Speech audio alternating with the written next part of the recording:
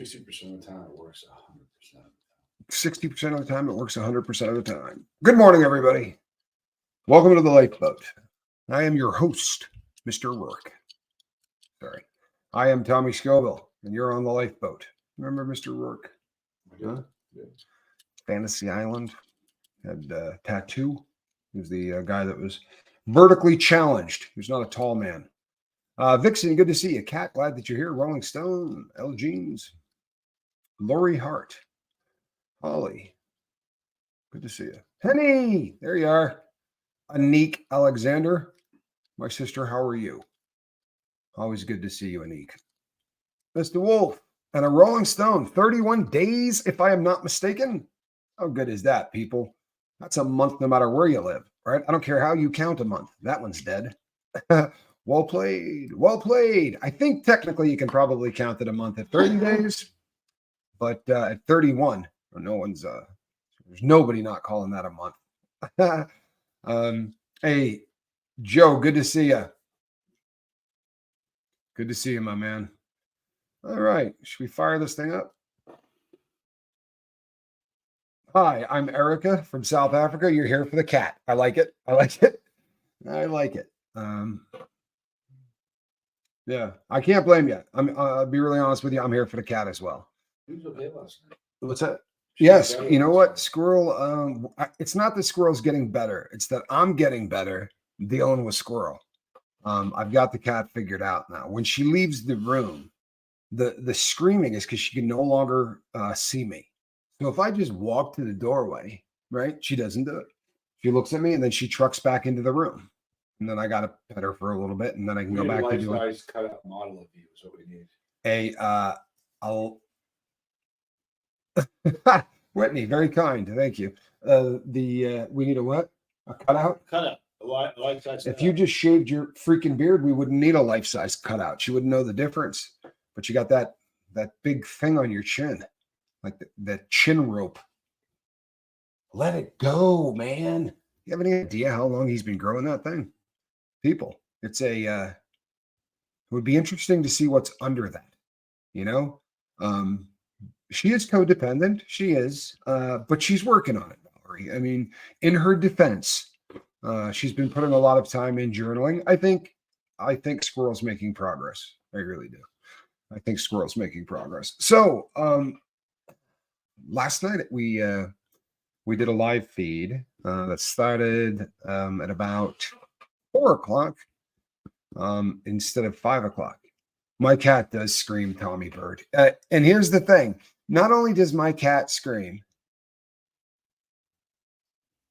that's a good question, and I'll get to that. Not only does my cat scream, but it is very, very obvious that she's screaming at either me or my brother. If there's anybody else around, it becomes real obvious real quick that this animal is screaming at the men in the room. Take that for whatever it is, but it is very, very obvious that that's what's going on. True. So the take on Nick from the Gypsy Rose story. I assume that I'm trying to remember the names, but Nick is the one that is still incarcerated. He was the partner in crime, so to speak. The person that Gypsy Rose met. It's a horrific story, isn't it? I mean, you really got to feel bad for Nick. And the reason is, I don't think that he's not a stupid person by any stretch of the imagination. His IQ, I think, is just fine. His EQ is really, really damaged. And I don't think that he really had a handle on just the severity of what was going on. It was almost like they were playing, dress up or something. That was just a very, very, it's disturbing. It's a very, very sad thing. It's a very, very sad thing to watch. It really is. Dixie, thank you. It's just a tough. Conserving body heat comes before typing. Good, solid advice, right? Although sometimes typing, you know what I mean? Like getting that body moving is not such a bad thing. So, I did a really, really long live feed yesterday. Snow in Northern Ireland. Can you see how I'm not, honestly? And boy, oh boy, when we do live feeds, normally they don't draw a lot of discussion, good or bad, one way or the other. We just do a show and we get on to the next one. When the two of us get together, that's not the case. You have the air conditioner on. Well, don't rub that in. You took a mental health day. Good for you. I did that the other day, except it was a mental health day, I guess. I took a day off the other day. But yeah, what? 3 months, 1 week alcohol. 3 months, 2 days hard drugs. 2 months, 6 days pot. These last couple of weeks have been the hardest, but I'm not screwing this up. Plant free. Wow. Good for you. Right? Good for you. That is honestly, that's amazing. That really is. For a abusive drug user to knock off everything, for all intents and purposes, knocking off everything at the exact same time. I mean, it was pretty damn close to the exact same time. That's really, really good stuff. I'm wildly impressed. I really am. Please keep talking to people, right? Make sure that connection is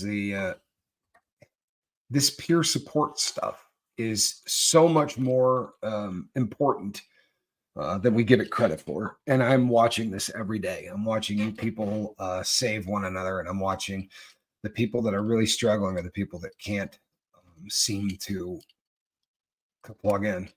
But make no mistake, this is a place where you are seen. We see you, right? This is an audience that goes out of their way to make sure that we see people.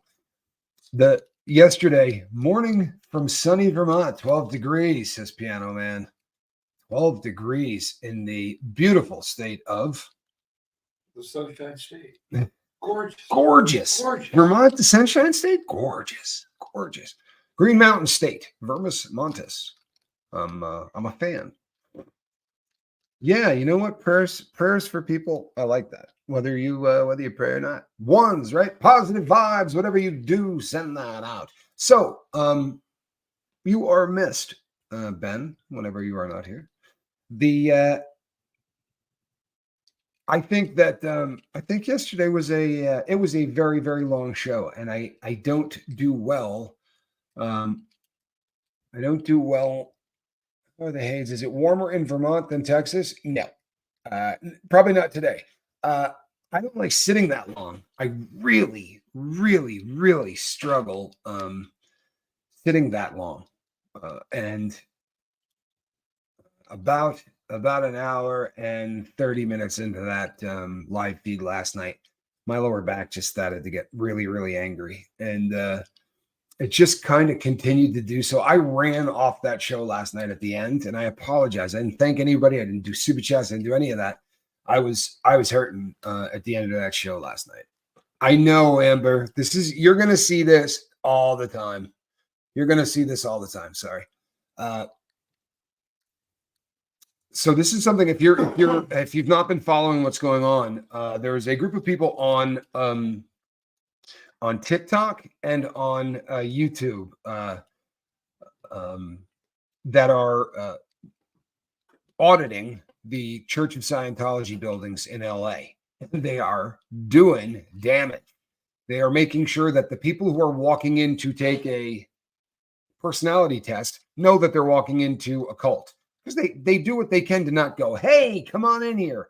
We're Scientology. They really kind of try to downplay everything. And no, just come in, take a personality test so that we can get enough information from you that 70 years later, we will still be mailing you stuff, trying to hook up, try to get you to buy a copy of Dianetics or whatever else. But here you go.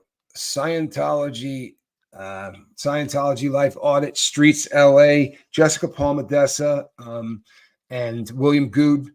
there's a bunch of other ones. Those are the two names that jump to mind. But they're doing great work. I've said a million times, I don't think it's the work I could do. And I love that there are people that can do that.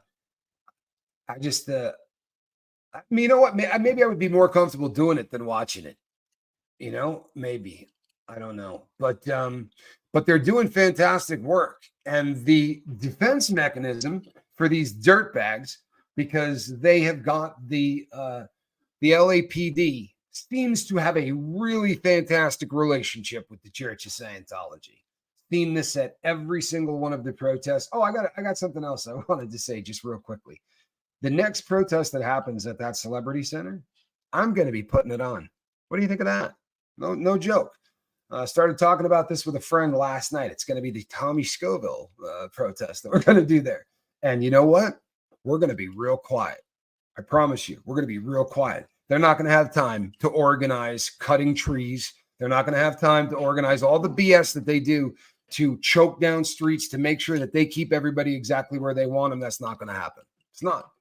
I'll give you guys a, like a 8-9 day window or something like that. Then I'm going to go out to LA and then I'm just going to go live as I'm pulling up to that. Because it occurred to me that we got enough people in LA and the surrounding areas that if I just go there myself alone and start filming, we'll have a couple of 100 people there before they get a chance to get their, together. I think that would be fun.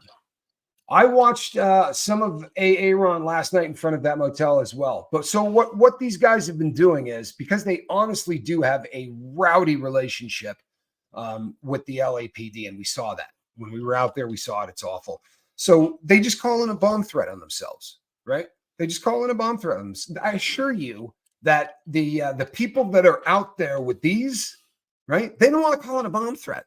It goes absolutely against their interests. Their interest is to create content, right? Thereby making more money, thereby bringing in more protesters, thereby doing more damage. There's only one party involved that has a vested interest to call in a bomb threat, right? Only one, because they got to clear the streets, right? You got to clear everything. If a bomb threat happens, now normally they would research the hell out of that, right? I'm telling you, you should see what happens when they pull up. You remember that Geico commercial, Johnny, where the two squirrels would meet in the middle of the street and do the, yo, what's up? And they're doing all of this crap. That's what it looks like when the LAPD pulls up in front of the celebrity center. Honestly, it's like, yo, what's up? Hey, Hal, how you been? How's Margie? Oh, good. Did you get the cake? I did. Nice. Appreciate you sending it over. It's absolutely awful. It's absolutely awful. You know something? Any other place in the world, I would agree with you. Anywhere in the world, I agree with you. And you know what? I hope you're right. I hope that this is something that they get. I hope this is something that starts to bother them. And you know what? If it starts to bother them, you know what's going to do it? Huh? No lie. It's going to be this. I promise you. If people like us start complaining, if people like us start calling the police department, let me tell you something right now. They know what phone initiated that call. I assure you. Trust me, I've been through this. Now, could be a burner, right? Whatever, but they know where the call came from. They know. It's amazing what they can do. Absolutely amazing. So investigate this. You got 2 bomb threats. That should be something that you're investigating the crap out of, right? I bet they're not. But they're not putting a whole lot of effort into it. I really bet they're not. Ben, this is going to probably amaze you. This is going to probably amaze you. I'm not anti-law enforcement, right? When people were yelling that they wanted to, to defund police or whatever, man, I don't want to defund police. Let me tell you what happens. You defund police. Seriously, especially like 10 years ago, right? You caught me before I got saved, right? And there were no police around. Trust and believe it would scare the hell out of you.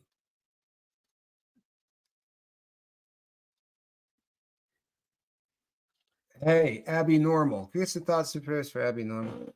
Good to see you in here, Abby. And I hope that this surgery goes well. I've had a lot of knee surgeries. Knock on wood, I've never had anything like that. I've been very, very blessed. I've had a lot of vacuums, a lot of scrapings. I have never blown out an ACL or any of that. And I was a bump skier, a freestyle skier. Never did that. I was probably the only person I know that didn't. Really, really blessed. But my knees are still shot. They've got no cartilage. They've got no anything. But they got really good. My anterior cruciate, solid as hell. But I will say this. The Federal Bureau of Investigation, I'm not going to turn the rest of this show into the FBI, but they're some of the biggest dirtbags you're ever going to meet in North America. And I'm telling you this not from what you're seeing going on, but from my personal experience. Not anything political that's happening right now, but I had those dudes come in, and I promise you, they will come in, turn that camera to the side, grab a couple of phone books, and go to town on you. I promise you that will happen. And in 2000, well, let's see, that was a while ago. Let's just say in this millennia, maybe that shouldn't be happening. Probably shouldn't have been happening in the last one either, but it sure as crap shouldn't be happening in this one, or guys that carry brass knuckles. Like, I'm not even being funny, man. Like there was some really, oh, I'm sorry. Did someone, it is, ones are support, right? We're here to love you. We're here to support you. Thoughts, prayers, anything like that. It's Virtual support. The virtual support. There you go. Honestly, when they talk about, sending out someone other than, I think that it's a great idea to send out somebody that really has a handle on what's going on with drugs. I watch stuff on cops all the time where you see a cop go out, and the second the interaction starts, I'm like, that dude's tripping. Literally. Like, I'm not saying he's tripping. You might want to approach this cat a little different than you'd approach somebody else. And having someone there that could explain that, like, that guy's on angel dust. If you come at this dude the wrong way, you're going to have to kill him, because there is absolutely no chance in hell you'll be able to stop him. Right? All of the receptors that create pain have been turned off. I mean, literally turned off. You can't hurt this person. So you better have a really solid way to talk to them. So I agree with you. I think that would be an excellent idea if we had the ability to send someone like that out, right? But they better have a gun.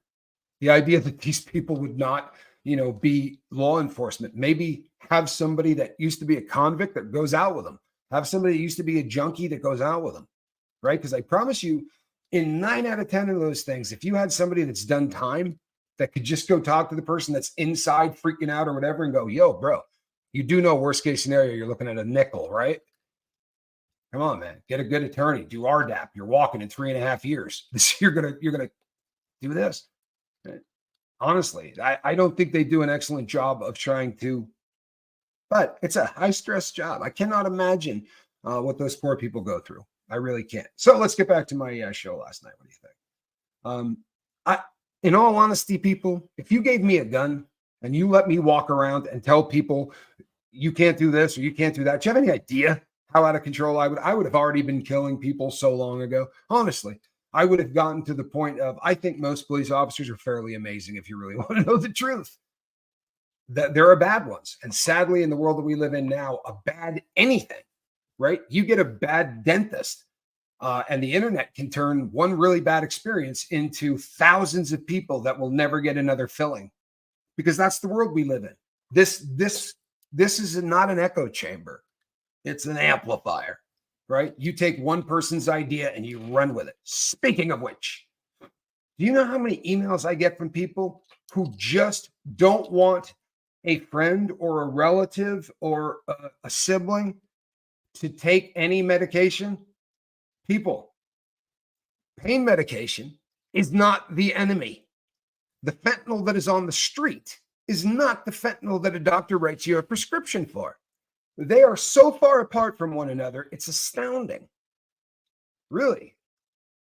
But one is an analog of the other, right? I know a lot of people there's a lot of people that have done special K, ketamine. A lot of people here have done ketamine, right? Ketamine is an analog of PCP. No, you wouldn't say ketamine is, it's like getting dusted. No, it is definitely a dissociative drug. So there's some similarities, right? That's about, don't even know that there are as close to similarities with. They're both painkillers, right? They're both opioids. They're both synthetic painkillers, but they are very, very different. The one on the street is not stable. Alpha fentanyl, the one that they're giving you from doctors, don't villainize these substances, because if somebody breaks something or if somebody is really, really hurting, guess what?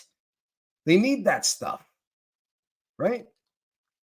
It's essential that painkillers they're a part of our life. They have to be, right?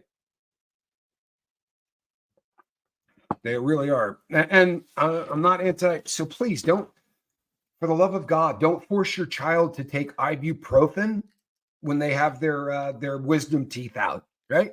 I think it's a great idea to take a look at what the intake of the pain meds are. That would make a lot of sense, right? You really want to watch that because it's a dangerous substance. And you want to make sure that they don't catch a taste where they start to go to the street to get the same substance. You want to make sure that you're keeping an eye on that, right? But God, you don't want them to be in pain because I was a drug addict or because somebody else was a drug addict, you know? When power is perceived collectively as dominion over others rather than a responsibility toward our peers, it's bound to produce abuse. It's the system allowing the abuse that needs to change. I believe that there's a lot of truth to that. I think the system is badly jacked up. Oh my God, Amy, I cannot. That is The system is built around greed. That's never going to change. Yeah, and I don't know that that's such a bad thing. I don't think that that's really where this system. But when I'm boy, oh boy, I could, boy, could I go down a rabbit hole on that one. And we don't want to do that. I promise you. You recently had a class on Suboxone. Well, that's a good thing, right? So it's good to have a drug class from time to time. I know I probably bummed out some people last night. If somebody on the show asks something about drugs, I got to basically think about the kind of like getting stabbed in the abdomen. I've had that twice. That's not any fun either. Yeah, I have a feeling it would be way worse than that, though. I think that I can't imagine Spanky's mom when she gave birth to Cedar. That was sort of a cesarean. It was similar to a cesarean, and it was just. I remember that being really, really tough. I do not think that was something that I can't imagine my ex-wife getting through that on Tylenol. I can't. Maybe she would have been able to. I don't know, but. And when Spanky was born, good Lord, I walked into the hospital when he was in the process of making his appearance on Earth for the first time. And I think I was parking the car and I could hear his mother cursing. I'm not being funny. I could hear that crap from the parking lot. His mom was on one. She wanted to do the whole I'm not going to take any drug thing. And we were 66 seconds or something into that when she went, I mean, she turned into that, to the girl from The Exorcist. Her head spun around backwards and like it was a bit frightening. And I was on board. I was like, get her some drugs. And I am of the opinion, and maybe I'm wrong, right? This is my opinion. And my opinion is this, that even people who have the propensity to be drug addicts can take pain medication if given correctly. I believe that. I believe that if I had been given the Lortabs that I needed like this, right, exactly how they read on the label, because I distinctly remember the first time that pill did for me what would cause me to be a drug addict. And I had been taking pain meds my entire life, right? I mean, I had been screwing up my body through sports my entire life. They were always writing us prescriptions for pain meds. And I never associated pain meds and drugs. Had I am sure I would have been abusing these long before that, right? Because I had access to them. But at the end of ski season, I would get sick and we would call it growing pains or whatever, right? And it happened every year. I was getting off the medication that I've been taking all year. I mean, that really is it was just kind of a bizarre thing. It sounds stupid, but I remember there were a couple of pills, maybe 3 or 4 on the bottom of a pill bottle, and I didn't need them. Like the pain was over. And honestly, I was almost like ready to, it was one of those things like I was going to put it up in the medicine chest. I was going to either throw the thing out. I'm like, well, screw it. And I took them. It's like 4 of them. And I remember like walking around. It was a day I went and played golf. And I remember walking around and going, whoa, hey, this is a whole lot of perfect, right? Like I all of a sudden had found something that, but for the years up to that, while it was treating pain, I never even saw the appeal to it. But when you take that and there's no pain for it to treat, it is a completely different animal. I assure you, it is a different animal.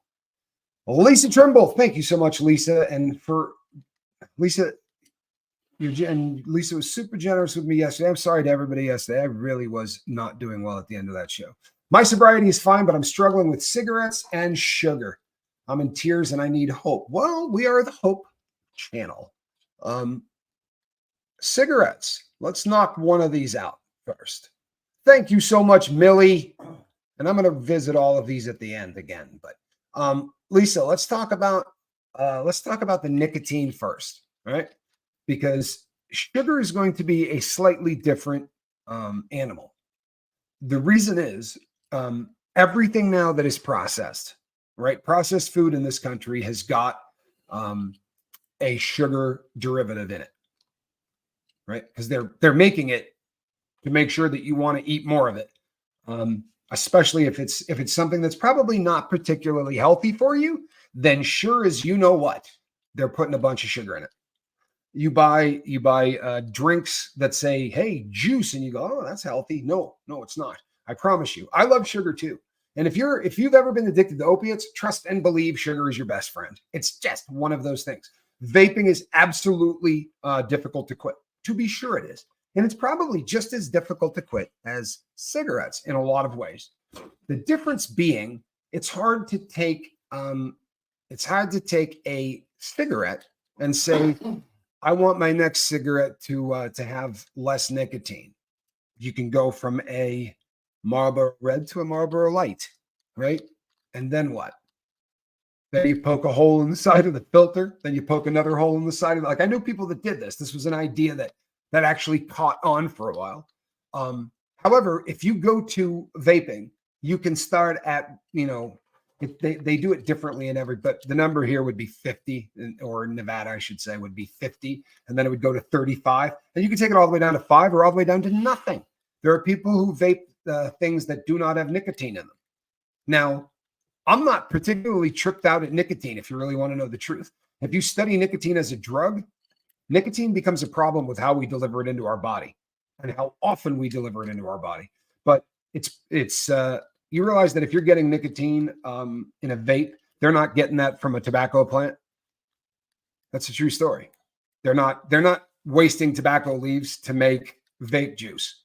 They get that from eggplant, from tomato. There's actually way more nicotine in eggplant than there is in tobacco. But you're not going to be able to twist it up and smoke it, which is a problem. But I would be looking for harm reduction. There are those Zyn. That would be the ultimate in harm reduction, right? Zyn is these little things that you pop in your mouth, and it is a blast of nicotine. However, if you've been smoking a long time, Lisa, then you're probably going to, the ritual is probably going to be a thing. And that's why e-cigarettes are often easier for people. And again, is it quitting? No, but it's harm reduction. And if we could start harm reduction, if we could start that, because the smoke is killing you, right? The nicotine, believe it or not, isn't necessarily the problem. It's what is making you continue to take tar into your lungs, but you're lighting a burning leaf on fire and deeply inhaling it into your lungs, right? That's the problem, right? That's the danger. Eggplant, you can look it up, eggplant and also tomato. Right. So that should have been my excuse growing up, because I hated tomato growing up. I should have been saying, Ma, seriously, I'm not doing tomatoes and no Marlboros. Kat Kaplan, you should quit smoking. You should. You know what? Everybody should quit smoking. It's one of the few things that I do not think people should do. I think it's one of those things that can cause 20 eggplant is one cigarette. Wow. Eating it, you mean? Yeah. But what they do is in the process of extracting the stuff, and you buy it in these bottles, which, by the way, is one of the absolute gnarliest poisons on planet Earth. Do you know that? So you're familiar with what is that stuff that Monsanto makes? What's the name of that poison they use on to get rid of weeds? Roundup, right? Roundup. That is a nicotinoid, right? A nicotinoid, they call it. And nicotinoids are used to keep poking holes in filters. Just means that you're not getting as much of the product into your lungs. You're better off to not light this stuff on fire and breathe it into your lungs. You got to find a different way to get the nicotine into you. If you're going to keep doing nicotine, harm reduction, get a different way into your body. Sherry says, Tommy, have you heard or read anything about the class action lawsuit on Suboxone causing major tooth decay? It's scary and true. I don't think it's a study that you can do effectively. And I'll tell you why. The number of people, oh,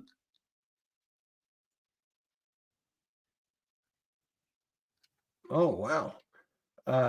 Wow. Yeah, then you have to stop. That's tough.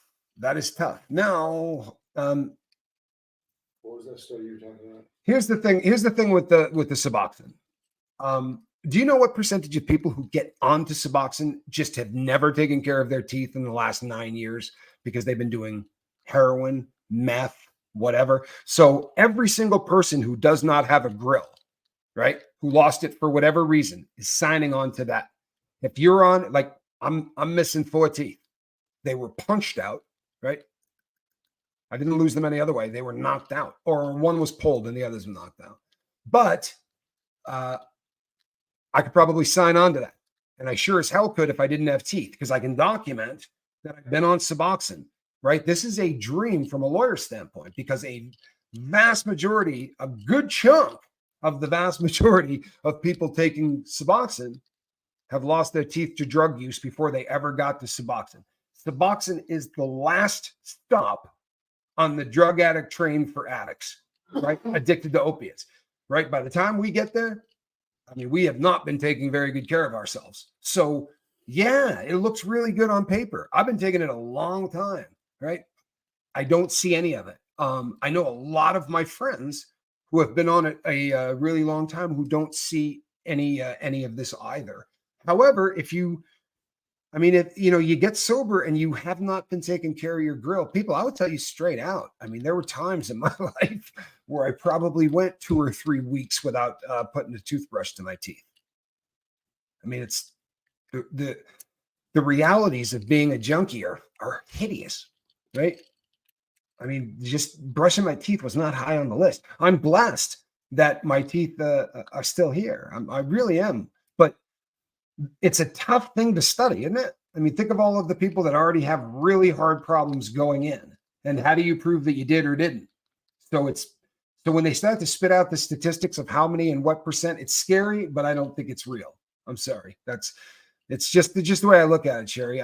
It's a really hard statistic to back up because of we're not starting with a pool of people that were 100% going in, right? And in order for this to actually have any kind of empirical anything, we would need a test group, right?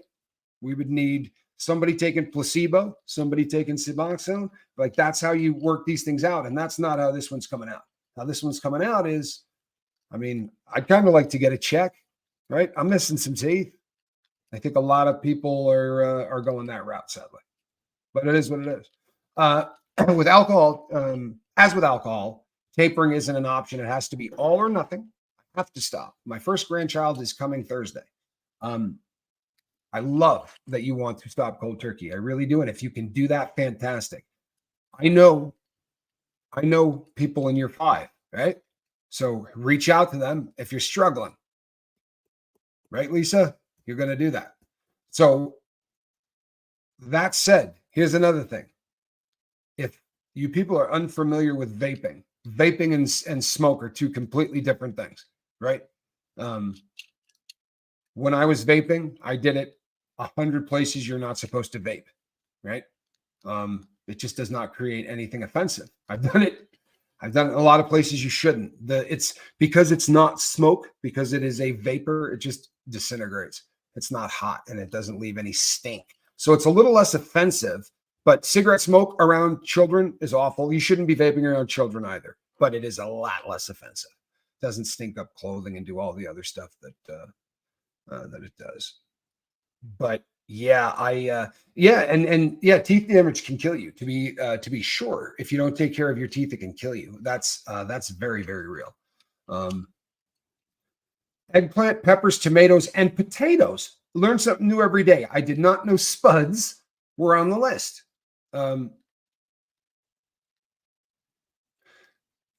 If this one is important, and congratulations, we want to know. We want to know weight. We want to know everything good when that grandbaby shows up, huh? We would really like to know that. Nancy says, should benzos under doctor care when quitting alcohol? If you are quitting alcohol, period, right? Cold turkey is not something I recommend people do from alcohol until they talk to a doctor, right? Plain and simple. If you are not under a doctor's care, there is a risk that the cold turkey is going to cause you to go into seizures, and those seizures can kill you. What a doctor will do, sorry. Crap.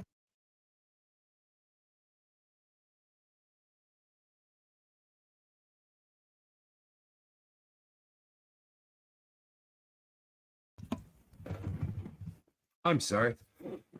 I'm really sorry. What the doctor will do is put you on a tranquilizer, right? A benzodiazepine. And the reason is that it does the same thing in the brain. So they can, instead of having you on alcohol, they can put you on a benzo and they can start to drop down, right? And take you to a smaller dose and a smaller dose, thereby ensuring that your body doesn't go into shock from the lack of alcohol and go into seizures. We're trying to make sure nobody dies, right? I don't know how much you've taken. I don't know if you're drinking a fifth a day. I don't know if you're drinking 2 beers a day. I got to assume with every single person that talks about it here that you're drinking a fifth a day. And I got to assume that you need to talk to a doctor before you quit. I am never going to advise anybody to quit cold turkey on this channel. I promise. I promise. And I'd like to see it. If you're quitting cocaine, talk to a doctor. You can quit cold turkey. There's no threat there. But in today's day and age, man, get a team of people to help you quit. Bring in a team of people. A doctor may have, advice that you've not heard, right? Get a team. Have a peer support group and have, a psychiatrist, a psychologist, a counselor. Get as many as you can get, right? I'm allergic to all the PAMs. So you are allergic to benzos because all of the PAMs are benzos, right? Lorazepam, that would be Ativan. Diazepam, that would be Valium. And clonazepam would be Klonopin. And all of them are, to be sure, are tranquilizers. If you were going to need a tranquilizer, what they would probably have to do with you, and they still do it. People say they don't exist. You can get prescriptions for the drugs that were so popular in the 70s and 80s, like Seconal. That stuff didn't go away. There are places that they're still manufacturing Seconal and Tuinal and all of those drugs. And I was in a drug forum about a year ago, and I was reading about Mandrax, the drug I wanted to know if the Mandrax they're selling in South Africa is the same Mandrax I used to do when I lived in Texas. Turns out it is the same Mandrax. But in the process of reading about it, there were people in the United States that were asking questions because they had a prescription for Seconal. I did not think that Seconal still existed. But apparently for people who cannot take the PAMs, for people that cannot take, if you need a tranquilizer and you can't take one, they're going to give you a barbiturate, which is a very different animal altogether. But it's a they got rid of they switched from barbiturates to benzodiazepines because barbiturates were getting used by accident a lot for people to die, and unaliving intentionally. It was the go-to method for people that wanted to remove themselves from planet Earth. Were barbiturates, and they got taken off the market. Quaalude was the really, of course, the biggest. It was the most prescribed drug in the world, and certainly in the United States until they took it off the market. They were writing it for anything that you had wrong in your life. You had an earache, you need a Quaalude. You got headaches, Quaalude. Can't sleep, Quaalude. Right? Anything. Menstrual pain. It didn't matter what. You could get a prescription for it. And but that's I've never met anyone else that was allergic to all the PAMs. I have a problem with that. Apparently, and my brother does too. I'm so sorry, Sandikins. I really am. I'm so sorry. Absolutely. Get help with a doctor. I watched my brother quit cold turkey for a week. Oh my God, it was awful. He was clean for about 3 months and he died from a fent 8 months later. I'm so sorry. You know, the Leonardo DiCaprio scene in Wolf of Wall Street. Yeah, Valerie says Quaaludes were my first drug love. You and a lot of other people. The old 714s, right? RORA, Rora 714, or Lemon. What's that? Leonardo DiCaprio. Yeah, Leonardo DiCaprio was taking him in the Wolf of Wall Street. And it's a pretty realistic depiction. Now, what I mean by that is they always take any of the drugs and they bring it way to the extreme, but they're showing you what the drug really does, right? It really did make people do really, really stupid things. Now, if you had enough money to buy your way out of any trouble, I'm not exactly sure, but you know, if you read his book or if you were ever around the cat, it seems to be everybody comes away with the same impression. And that impression is he likes to pull his junk out a lot. When that guy gets messed up, he's pretty fond of whipping out his junk. And you could do that in the 80s, right? In the 70s and 80s. You had money, you could just do that a lot. I think these days he probably would have done a lot of time. Keeping it real. But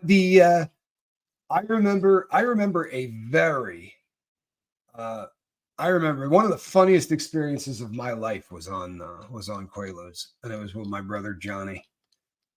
He was pulled over on the side of the road. He was pulled over on the side of the road, getting a ticket. In fairness, I had two. Yeah, he had taken two, and we had probably been drinking, but we were not in the same car together. So as I'm driving home, I look on the side of the road and I go, "Oh, I'll be damned! My brother is about to get arrested." You know, so I did what any other brother would do, and I pulled over behind the cop, and I hopped out of the car and walked up to talk to him. It was your seat. As if I owned the place. I'm not kidding, people. I don't know how the hell I didn't get shot. I don't know what happened. I had also eaten several Quaaludes and had a lot to drink, but somehow we ended up driving off from the side of the road in my car. We had to leave his on the side of the road, but we were able to get into my car and drive home. No idea what happened. I don't know what it was. Ridiculous is what it was. And I don't even know what the game plan was. I completely remember it. I just don't remember what I said. I remember walking up to him and I remember thinking it was a good idea. Like I didn't think, hey, he might shoot you. Hey, they get really bummed out when, when people do this or do that. No, I was just, Johnny's on the side of the road. I got to help him. So yeah, that was the goal, and somehow it worked. It didn't always turn out that good on Quaaludes, for the record, but That was exceptional. that day it did. Like, how did that cup not have it all together? No, that was literally one of the most incredible. 100 times. Yeah. Pop had his act together. We talk about this a lot, and I've talked about it on the boat before. You know, so I went to prison for a bank I didn't rob. I swear to you, I did not rob the bank I went to prison for. They don't even think I robbed the bank I went to prison for, right? But if you're a criminal and you get put into prison, you have to look back at your career and say, I'm going to prison because I was a criminal.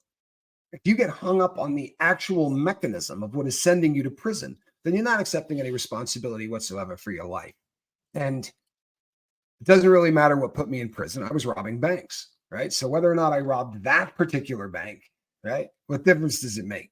I got a really good deal by agreeing to plead to a bank I didn't rob. May sound stupid, but I got a much better deal that way than had I tried to fight this and gone the other way. I could have gotten a very, very long prison sentence fighting this. And my attorney at the time also wanted to marry me, which changed. In the beginning, she wanted to fight, right? I did do that crime. I robbed banks. Is she saying I didn't do that crime? I'm sorry if that's offensive. I did that crime. Or was I talking about? So you end up going through. Sorry, hold on. No, I did not do that crime. I did not do the crime, but I had robbed so many other banks, right? That they sat down and basically said to me, I know, and you know that I know, right? What you've been doing for a very long time. And I don't think this is you. I mean, when they put the picture down, I said, I'm 5 inches taller than this dude, right? Maybe more than that. And he said, yeah, I don't think that's you. And we were going to fight it until we decided that I was going to get married. And then the prospect of her waiting 25 years for me to get out seemed like a really bad idea. And all of a sudden she wanted to cut a deal. And we got a good one. I cut an excellent deal. You know that I know that you know that I know that you know. Yeah, that's exactly it, Calhoun.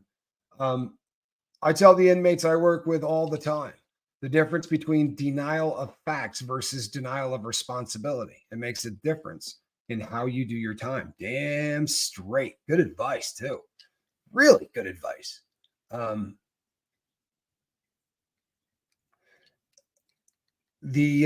What I'm saying is this.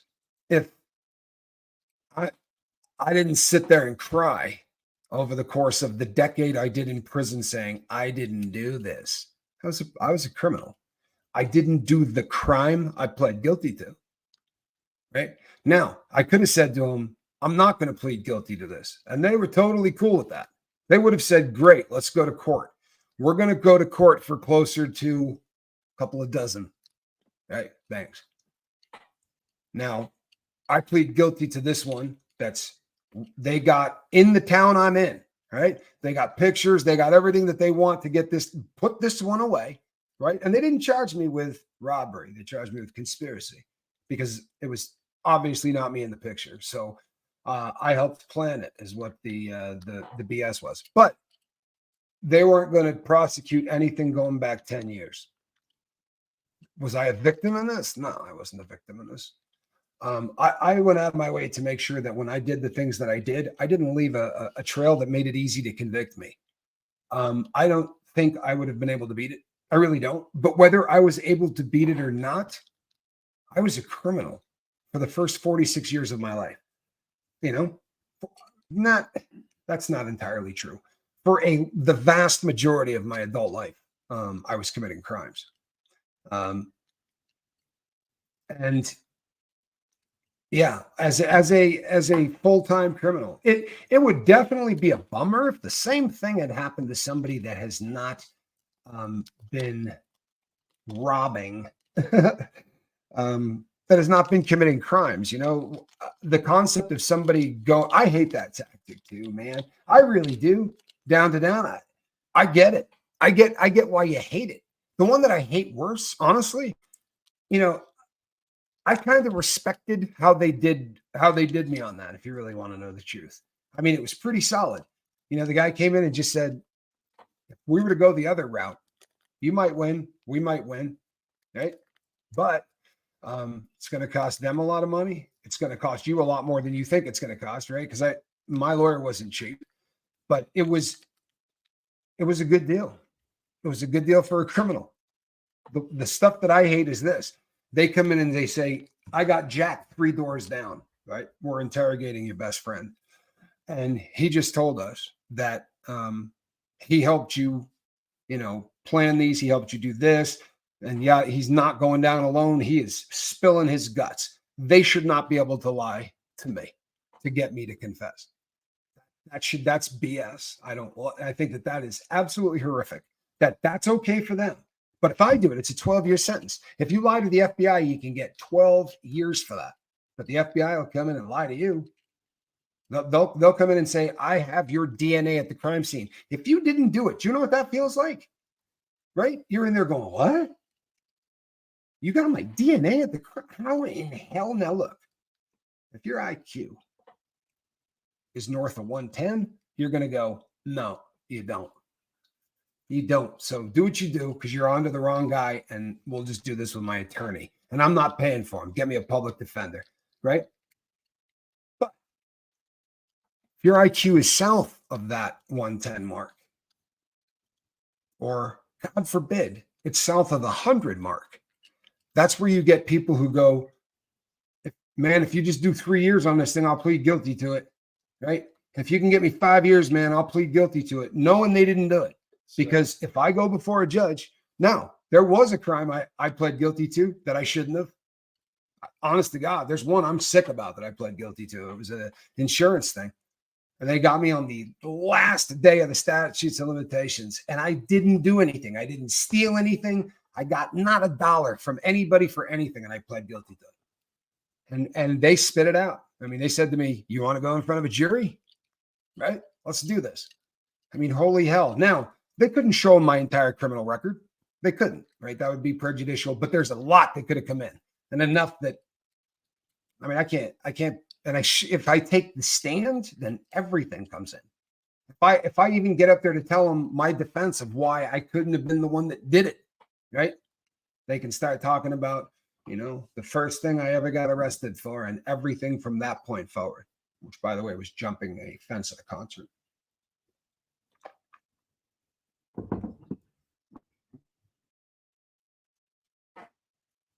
The West Memphis 3 and Jesse Miskelly Jr.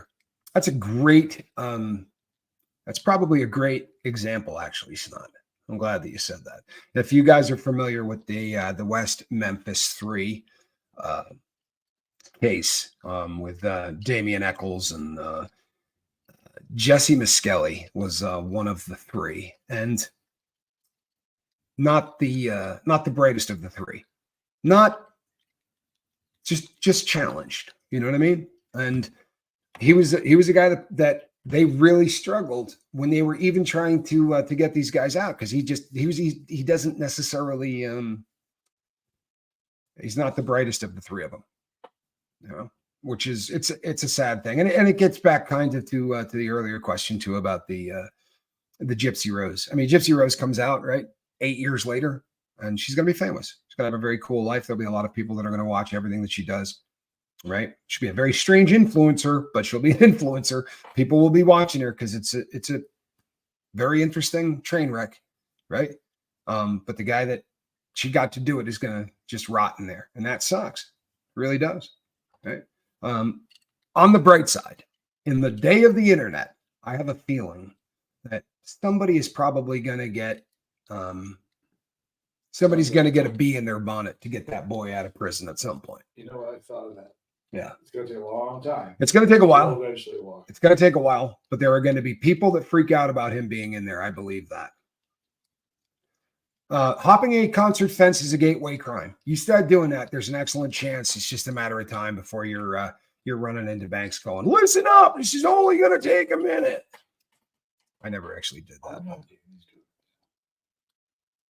You were blocked, Kristen? I don't think I blocked you. We may have, accidentally blocked. Happens to the best of us. And I know because Calhoun is the best of us.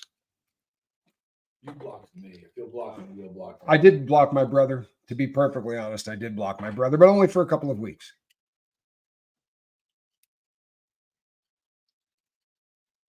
Yeah, there's really something to this.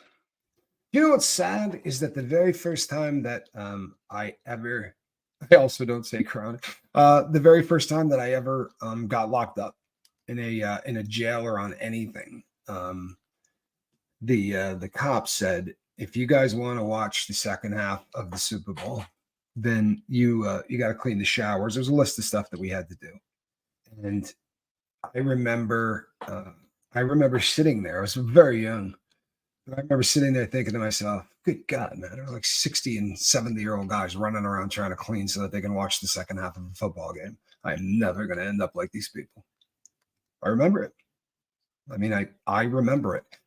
And, you know, I managed to stay out of trouble for a very long time, right? And I probably would have stayed out of trouble forever if they never caught me shooting up behind my knee, right? That was the end of it. Once I got, once I got blackballed, once I could not make a lot of money anymore, it was all over. I was in a lot of trouble. Once I could not make any more money, it got ugly. It got ugly. It is what it is. So I've left 3 minutes left. Let's talk about last night's show. For those of you who have reached out to tell me that I won, what is wrong with you people, man? And if you think that she won, what is wrong with you? Honest to God, was that supposed to be a competition? Were we having a debate? Honest to heaven. And I want to tell you something that's a bummer. It really is. I don't watch as much YouTube as I would like to. I dig YouTube. I really do. I dig YouTube. However, I don't have a lot of time, right? Even when things are great, I don't have a lot of time. But if I'm having trouble with health or whatever, there's no time. There just isn't any. So I don't really get to watch a lot of stuff. But I went back and watched some of the show that Reese did before she came over here. And in the comments section, there was a whole group of people talking about how they were getting ready to come over here for a battle. I'm not kidding. Talking about how they were going to be over here to represent and ready to kick ass and this and that. And I mean, what happened? I don't know if what you guys think of the lifeboat crew. This is the kindest crew on planet Earth. Holy hell, man.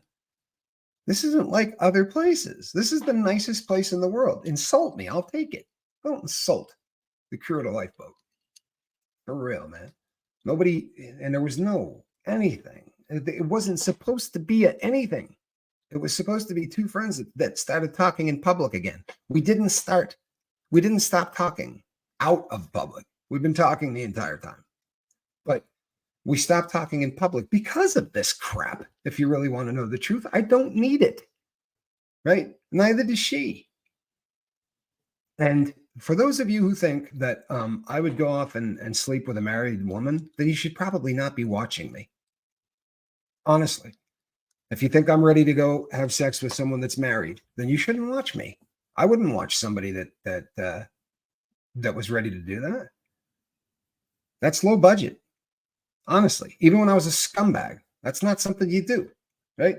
I don't hold a lot of things sacred. I mean, don't get me wrong. I cheated constantly, but I wasn't going to help someone else do that. I was a broken toy. I wasn't going to try to help other people break. You know, I didn't help people do heroin either. Same reason. I don't want to help anybody break anything that is good, right? Yeah, I do too, man. I just want to have some laughs. And you know what? We had a crap load of laughs. She and I were more fun to watch than anybody because we riffed off each other like a brother and sister did, right? Like two people who grew up together. And we just sort of, picked on each other and did so in such a way that was fun. And then people went nuts, man. So if we can all just act like grown-ups, we could probably still have some fun and do shows. I very much was the catalyst that made that happen last night. And I didn't force anybody to do anything. I did say I would really like to do a live again. Right? Especially since this boat thing was coming up and I'm getting all kinds of emails and people that I was getting a lot of questions. I said, let's just go on there and talk about the cruise or whatever. And I've never seen Entourage.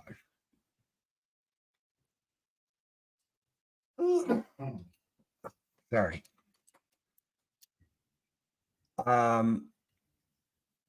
Yeah, I think that there's a lot of truth to this, right? Okay, so number one, I do believe that there's truth to this. But we didn't help, she and I, right? We didn't. Because when we flirted on the first show and people seemed to dig it, then we pushed it, right? And we talked about it before we went live. I mean, it wasn't, we pushed it. And we probably shouldn't have, because there were people that just quite simply couldn't take it. There were people that just could not take it. And what's funny is, it would be hysterically funny if you just sit back and truthfully think about it, because if we were doing what people thought we were going to do, like, this might not be the place to do it. Right? Doing it live on a live feed is probably not the way to keep someone's husband from finding out. I mean, the logic behind half of the things that people think literally blows me away. Yeah, there is no nature of anything. That's where the frustration really comes in for me. There is no nature to. We had a friendship, and there are people that really seem to struggle with that. There is no crying in baseball. Jennifer, great usage of that quote. There is no winning. This is not about winning, and there is no crying in baseball. It's a damn fine quote.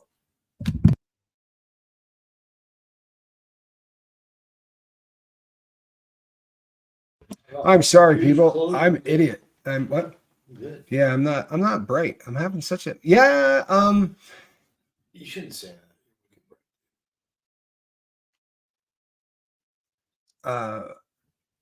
Yeah, that would probably be a deal breaker. If I can't take a squirrel on a cruise, I don't know that I would want to go. No, I'm kidding. I probably. I wonder if there are cruises we could take it back. If they're service animals, you can take them.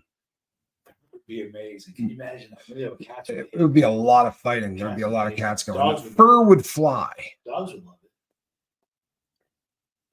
Yeah, fur would fly. If you've ever seen a cat fight, that is such a great expression. When people say, "Oh man, fur was flying," do you know what they when say? Cats fight, fur flies. Not from they release it. They're just spitting it out. Well, whatever they're doing, fur flies. It's unbelievable. Then you have never seen Field of Dreams. Bawled my eyes out. I'll be honest with you. This is probably going to bum you out. I have not seen Field of Dreams.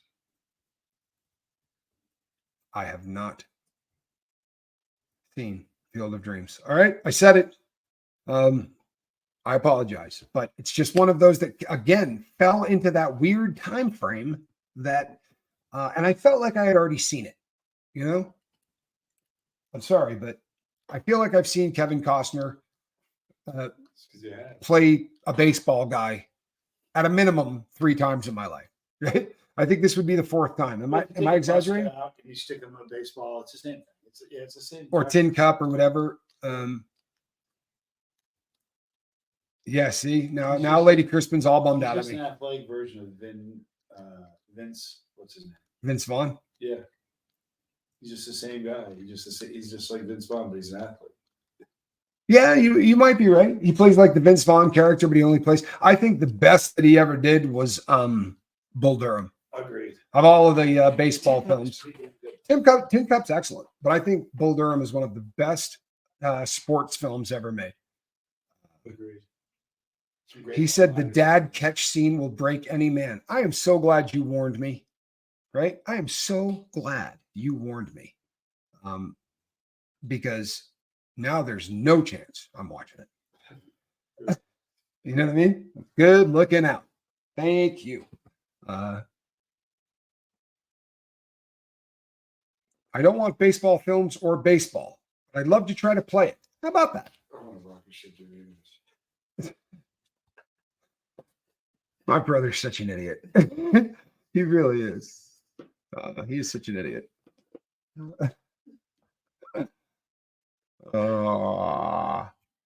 It's also the meaning of life. You know that, don't you? It's also the meaning of life. It's probably why you love it. Do you see her? All right, people. My cat is so cute. I'm going to, believe it or not, I'm going to do super chats. You need a squirrel cam above her. I do need a squirrel Just cam. like this, straight above, aiming down. I need a squirrel cam, and I'm going to get one. That'd be so cool. What do you think of that? What do you think of that? Because the condition that my cat is sleeping in right now, it is a crying shame, even to lift up the basket. I think you got it anyway. But before you do, look at her one little paw sticking up like this.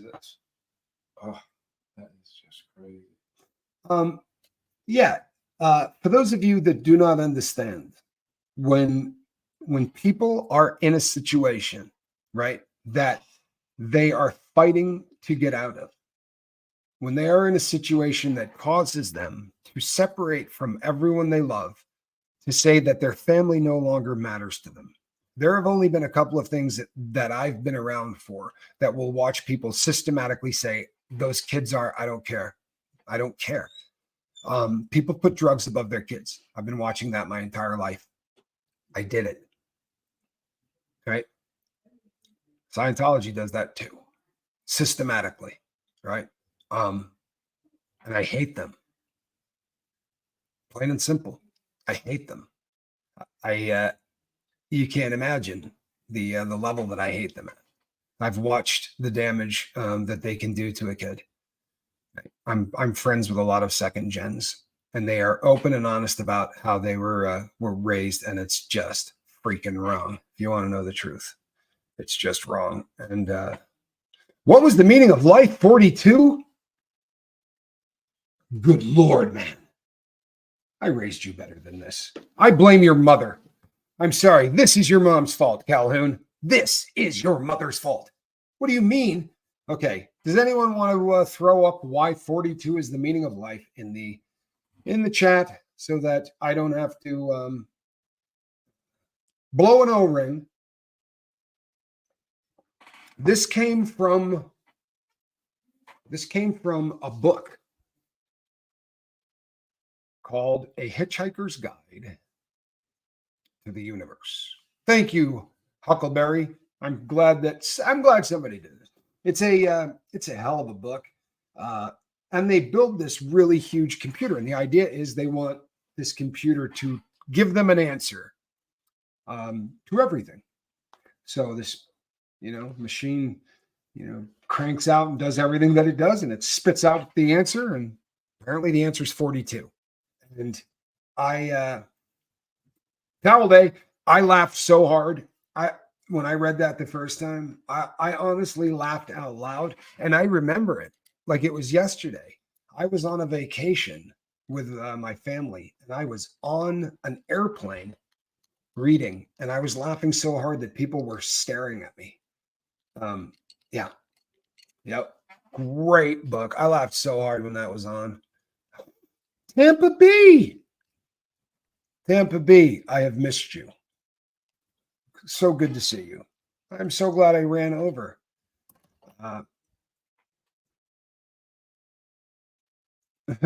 Valerie, you know what? If you haven't read a book in a while, I recommend to everybody that you read a book.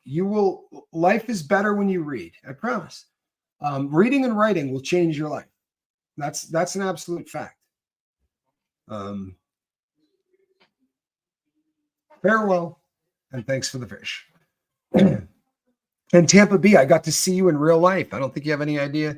You know, that doesn't happen to me very often, but I actually got to see one of the, can you see that she's cleaning? She's doing the little cat cleaning her face thing right now. There you go.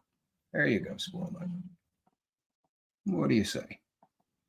She's still, she's shaking off the sleep. Yeah. Oh, there you go. Back to it. Oh, are you seeing that? See, she knows when she's on camera, though. She gets self-conscious. Cats are amazing that way. And yes, that is a sword. Sorry, I've been forced to use it once. Oh, goodness. Hi, Brianna. Well, this squirrel is a little. Yeah, I saw you. I saw you on AA Run's channel.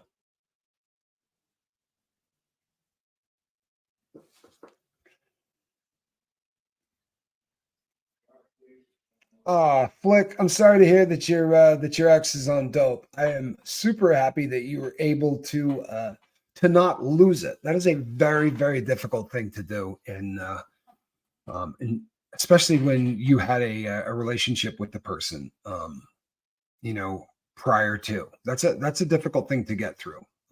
But it's essential, especially if there are kids involved or yeah, even if it isn't. I mean, you don't want to see anybody. It's hard. It's very, very hard watching people destroy themselves. But no, George's channel is surrounded by Scientologists, which is a great name for a channel, especially if you happen to live in Clearwater. I think it's really a great name for it. But I love the work you guys are doing. I think that is so cool. I really do.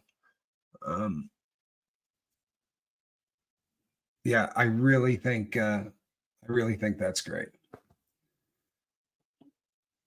Looks like the Highlander sword. You know what? Here's the thing about this.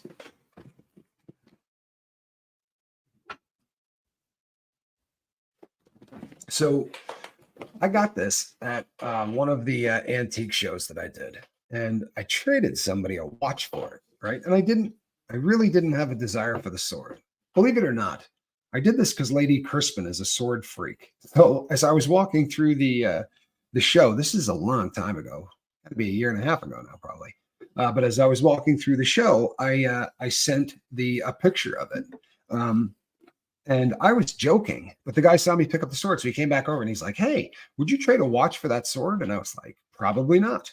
You know, I don't necessarily need a sword, and you know, but the watch that he pointed out was not, you know, what I expected, and it was a watch that I had purchased broken and fixed. So I think I had like $20 in it, maybe $18 into it. So I said, "Yeah, I'll trade you that." So I brought it home and I put it away. Then, right before I moved, I took this thing out of its sheath for the first time and almost removed my finger. This is made of the same type of steel that the Rolex Submariner used to be made out of, right? Before they changed it. That's 440 steel. And that thing is as sharp as my straight razor. It's terrifying. Since taking it out of the sheath and finding out how ugly sharp it is, I've decided that the only time I will take it out is if I actually have to do something with it, because it's frightening how sharp that thing is. I have never seen anything like it. Highlander is a great film. I am a big fan of the Highlander series. Great movies. Really, really dig it. Yeah, Tampa B, I think you guys need to keep doing what you're doing. I love it. I absolutely love it. Nicola, I know nothing. I really do not know anything. It is all I know is this. You could shave with that puppy. I'm not exaggerating. You can shave with that. And I got a really good deal on it. I wondered that too, Demon. Was that music added? Tampa B. Depends on where you hit him. Oh yeah, if you hit him in the waist, it probably would. It's sharp. It absolutely is sharp. I need a yellow jumpsuit, and you know what? I don't necessarily really want the yellow jumpsuit, but the shoes that she wears in that movie, right? She wears those Pumas. I've been trying to find those Pumas my entire life. I'm not kidding you. Um, First of all, do you know the Puma story? Calhouni, do you know the Puma story? Puma shoes? Two brothers started a shoe company, right? Um, and one's name was Adi, right? And they started Adidas. It was their company. And after a period of time, they did not get along with one another, and they ended up going their separate ways. And the brother then started Puma. The shoes that Uma Thurman wears in that, I have bought them for girls that I dated. I have given them as gifts. You just do not find them in the big dude sizes. And when I look for them, there's always width issues. No, you know what, Lady Crispin and the rest of you, don't send me a pair. I love you. They won't fit. They will not fit. Right. What I need to do is I either need to find someone that can like tailor them for me. I am really, really big. My feet are big. My feet are really, really big. It's cold outside. It's a great song. I'm saying that just to make people angry. You know that, right? I'm kidding. It's not.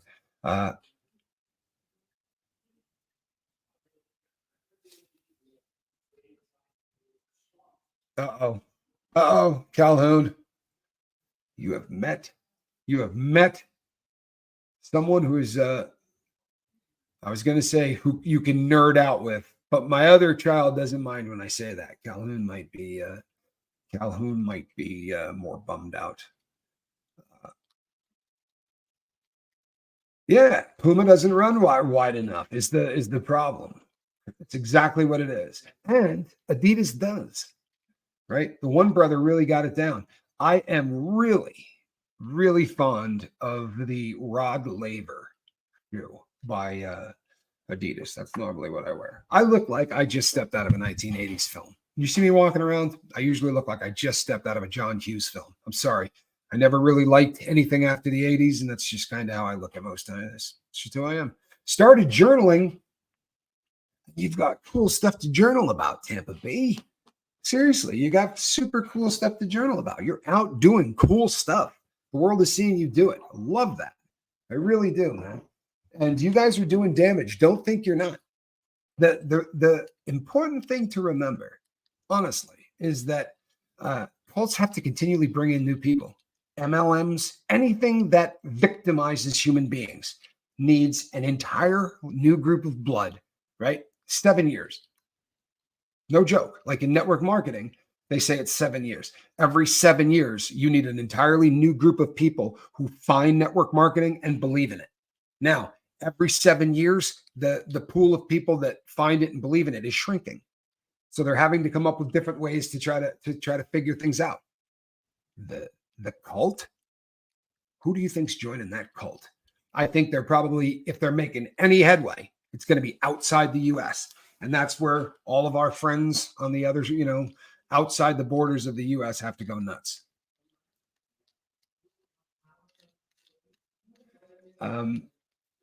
Why, thank you, Tampa Bay. I really dig the concept, right? I really want to see this cult fail. And I'd like to see, any cult where children are involved needs to go. I don't care what you want to believe. I really don't. If you're single and you want to go hold on to those cans and fart around and do what you do, knock yourself out. I mean, I still think you're being victimized, but I have a lot less problem. But a kid can't make a decision to walk in there for a personality test, right? I know that there are some of you who wish that this was not such a thing for me, but it is. It is. And when I went out for the sentencing, if they had sat us any other place, right, maybe it would have been different. But they put Alan and I directly behind the Jane Does, right? And yeah, it got very personal for me too. That day it just got really, really personal. And and I still correspond with them. They have had an effect on me in a really, really big way. So I'm gonna keep doing. I'm gonna fight anytime that that comes up. I promise I am. I'm gonna fight, especially as awful as this piece of crap organization is. Wow. I worked with OTA people, the guys that I talked about, that I did all of those scams with. Those guys are OTA8s. Crazy. Down to Down says, I've been on the cans and worked for people who are OTA8. If you guys are new to that concept, that is the top of the food chain for Scientologists, which means that by the time they got there, they have put a lot of time and a lot of effort and even more money to get to the operating Phaeton 8 level. Now, there's, of course, 9, 10, 11, 12, and however many more that Elron has got hidden somewhere, and they need to do whatever before they can release those, right? Which, of course, is BS. But, or maybe not. Maybe it's out there.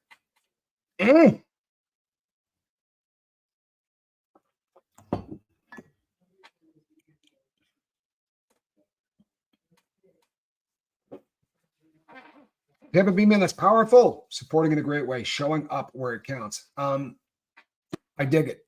I really do. I dig what everyone's doing. Johnny and I wanted to do it. We went out. I think it was Friday. It was either Friday or Saturday. It might have been Saturday. But we drove over to the Scientology building in hopes of having fun. It's a ghost town. It is a ghost town.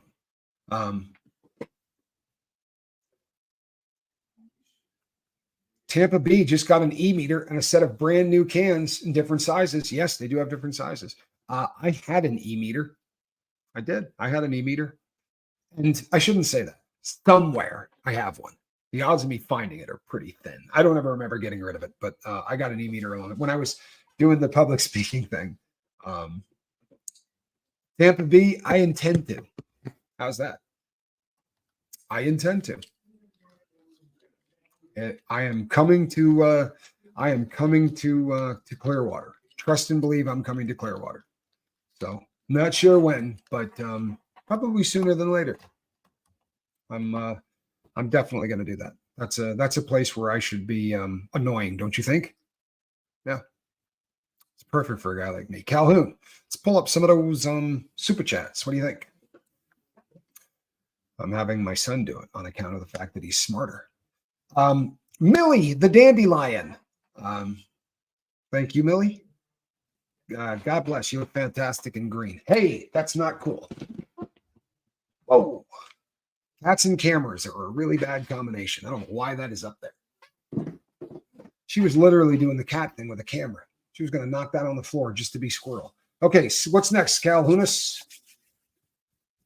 Have you done a video about relapse before it happens? Oh, sure. I can't begin to tell you the number of videos that I've done on relapse.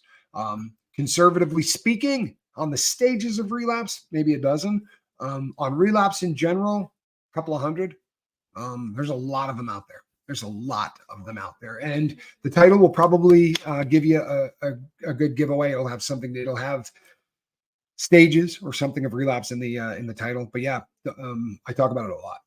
You know, there is so much out there that I know sometimes it's overwhelming, but there is, because of how we do this, there's just a lot of stuff out there. And it used to be far more structured in terms of subject.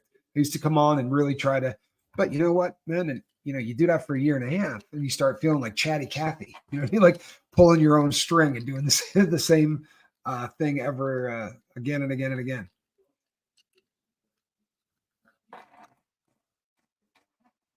My sobriety is fine, but I'm struggling with cigarettes and sugar. Yes. Well, as I said, Lisa, you need to reach out to the people in your 5 if you're hurting, right? You've got a good support group. I believe in them. All right, Calhoun. Millie again gifted 5 lifeboat memberships. More people in green. Thank you, Millie, for the support. That's I appreciate it. I really do, people. This has been 23 was the year that we were able to do this full time. It's Sarah. I don't want them to watch theirs. Why crave sugar? Do you crave sugar after you stop drinking? Because the everybody, it's not just drinking. It's drugs in general. There are different theories proposed by different people for why that is. With some drugs, it seems obvious that we deplete the glucose, right, in the body. And our brain has been getting a buttload of it from the alcohol that you drink, right? A lot of the glucose that you get, there's so much sugar in booze, right? So, it ends up being, I saw a word that literally just, I shouldn't read is what should happen. I should never read. Pull up the next one, Calhoun. I'm honestly in a different place. I don't even remember what I was talking about. Like literally brain farted. As with alcohol, yes, we talked about this one too. It has to be, as with alcohol, tapering isn't an option. It has to be all or nothing. I just want to hammer home to everybody on this one that all or nothing, please talk to a doctor before you do any all or nothing, right? Yes, the body metabolizes alcohol as sugar. And when we stop bringing in that much sugar via the booze, all of a sudden the brain starts craving because we're not feeding it in the same way that we used to. Make sense? And there's something about opiates are the worst. Opiates are the worst. Like when I used to go to NA meetings, I could sit in the back of the room and watch the people make their coffee. And I could usually tell you what the people were addicted to by how much sugar or creamer and other things that they put in it. Sounds stupid, but I promise you, you can, like the addicts will take that sugar stuff, like the heroin addicts will take that sugar thing and hold it upside down until there's that much sugar in the cup. It's disturbing. Especially when you first quit, they'll add sugar to orange juice.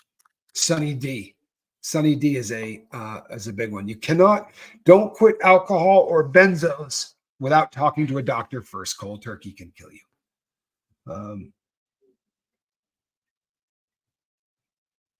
I love that idea, Damien. I love that idea. Lisa Trimble, thank you so much for all that you do, Lisa.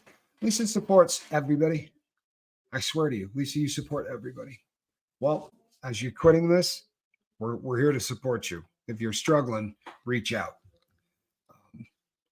If you're struggling, reach out. You know how, right?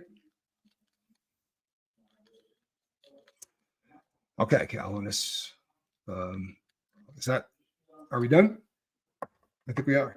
If not, we should be. Good night, everyone, says Janice. So we know what side of the planet you're on.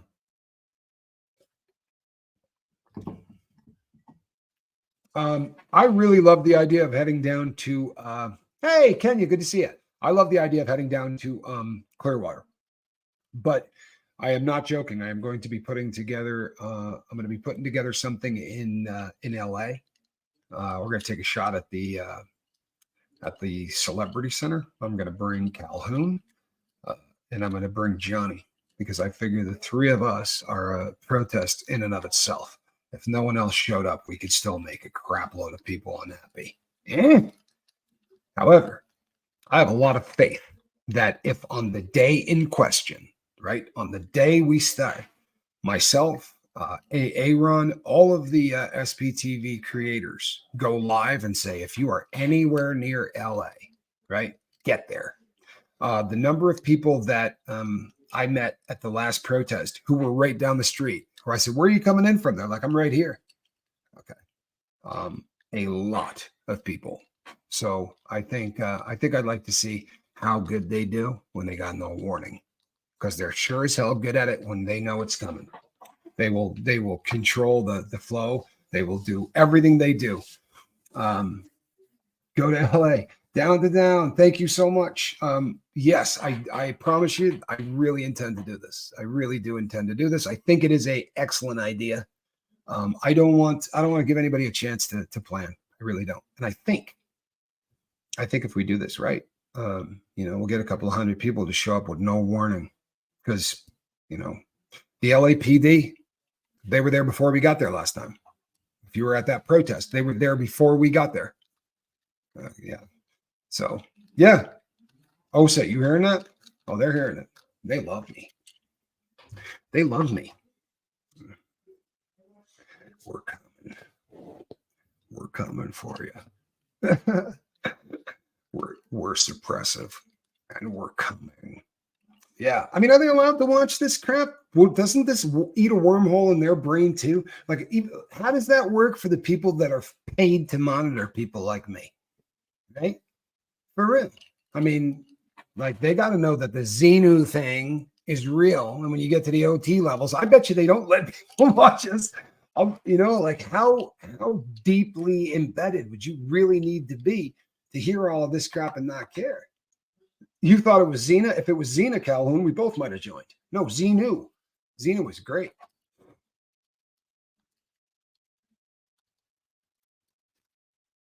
Why does the LAPD seem to be on their side? I don't get it. Because money talks and BS runs the marathon. That's why they are in bed, because they are making a ton of money. A ton of money. They pay off-duty cops to show up and do things, right? So you're pulling security for the Church of Scientology. Guess what? They're paying you a ton of money to come and do that. Now, a cop in LA is making six figures anyway. True story. LA cops make over six figures. So toss in 20 grand in extra pay for doing some easy LA security work around the church. No, they're all friends, man. They're all friends. Sad but true. They're all friends. So we're not going to give them a warning. But for those of you watching, we're coming. Just not going to tell you when, but I promise we're going to do it. And I'm bringing 3 Scovilles. That's a party in and of itself. 3 Scovilles could probably handle it. But we're definitely, they grease the cops, plain and simple. It's obvious. I'm telling you, when they show up, it's like that scene. What's up? Hey, how are you doing? I mean, they obviously know each other. Yeah, it's Tampa Bay. It's actually north of 100. It's like 120 or 130. If you watch, William Good talks about it on the last protest he did. I think it was the last protest he did. I saw it on. I was actually on one of the Jane Doe's Instagram pages, and I was watching one of the clips over there. He was lighting up the cops, talking about how much they make, and yeah, crazy, right? Well,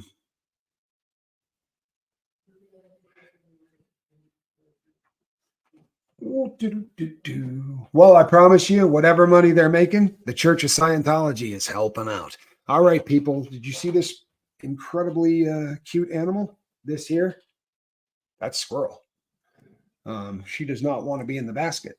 She wants to be spoiled because I ran the show a little longer than she wanted to. So now what she wants is for me to stop talking and to do nothing but pay her attention. And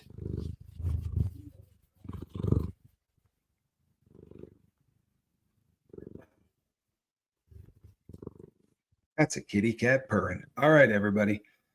I am Captain Tommy Scoville. This is Squirrel Night Zipper. Hey, what do you say, Calhoun? You want to pop on and say hello?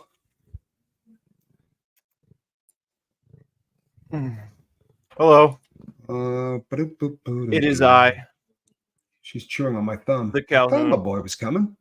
Apparently, he's just running behind. He'll pop up there in a second. There's a delay, you say, which makes it a little bit more confusing. Or he's not coming in and he just wanted me to look dumb. There is that chance, because he does get a kick out of making me look like maybe I don't know what I'm doing. So, Spanx, everyone said hello, and we will see you guys on the next one. All right, Captain Tommy. Bye-bye. Squirrel, please let me turn that off before you crawl on it. Kitty, come on. No, Squirrel.